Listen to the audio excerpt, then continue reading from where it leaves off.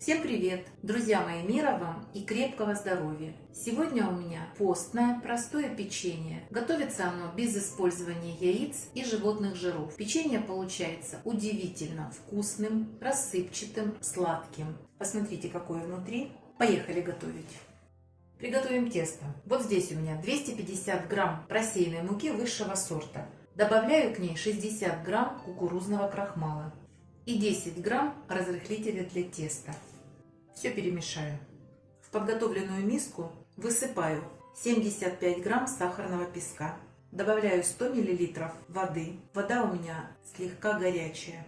И перемешаю до растворения сахара. Добавляю 10 грамм ванильного сахара и 2 грамма соли. Размешаю. Как только сахар размешали, добавляем 100 грамм рафинированного масла.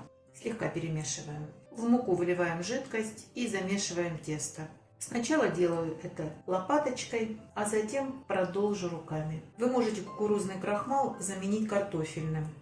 Вот посмотрите, какое тесто. И мы начинаем, подсыпая нетронутой мукой, замешивать тесто. И сейчас вымесим, чтобы вся мука вошла в тесто. Тесто очень послушное, податливое, теплое. Сейчас я его в течение 1 минуты буду вымешивать до однородности. Как видите, оно сейчас еще расслаивается, но я его сейчас немножечко вымешу, и оно станет более гладким и однородным. Оно абсолютно не прилипает к рукам, хорошее тесто. Достаточно. Вот такое получается очень мягкое тесто, послушное, вкусно пахнущее. Сверху печенье я буду присыпать сахарным песком, раскатывать буду с помощью скалочки, а форму буду делать вот такими вырубками.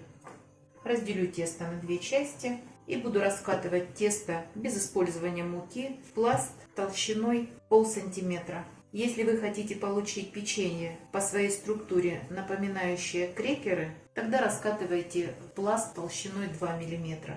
Друзья мои, раскатывайте тесто в пласт одинаковой толщины, тогда и выпекаться, и пропекаться печенье будут одинаково. Выдавливаем фигурки.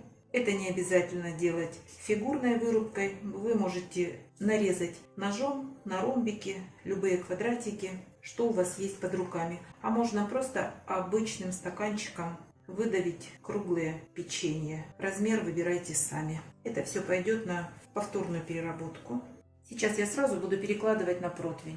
Я буду выпекать на силиконовом коврике, а вы можете воспользоваться пергаментом. Лучше всего покрытый силиконом. Друзья мои, при выпекании изделия незначительно увеличиваются, поэтому раскладывайте их не на очень большом расстоянии. Вот такой толщины я готовлю печенье. А можно сделать в 2 раза тоньше, тогда оно будет сухое, тонкое, очень вкусное печенье. Но мне нравится, когда оно слегка мягкое внутри. Вот столько получается печенье, достаточно толстенькое. Если вы сделаете его тонким, то печенье у вас получится в 2 раза больше. А дальше как вам удобно. Можно вот так опускать в сахар и снова выкладывать. Мне проще насыпать и слегка придавливать. Друзья мои, когда вы присыпаете сверху сахар, он в духовке не растает и будет вот таким снегом лежать сверху на печеньях. Это красиво. У меня есть вот такая вырубка, и я аккуратными движениями делаю вот такие полосочки. И наши цветочки будут напоминать розочки. Или, во всяком случае, я их так вижу.